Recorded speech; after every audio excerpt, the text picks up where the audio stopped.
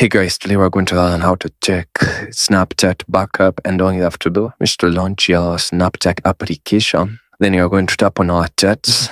From there, we're going to tap on our profile, and then we are going to tap on our icon, and I'm here going to tap on my beta, which is usually located here at the bottom. We're going to tap on Meet, and from here, we are going to make sure that we have toggled this on, then we've tapped on next. From there, we're going to set the date that we would like to see that data.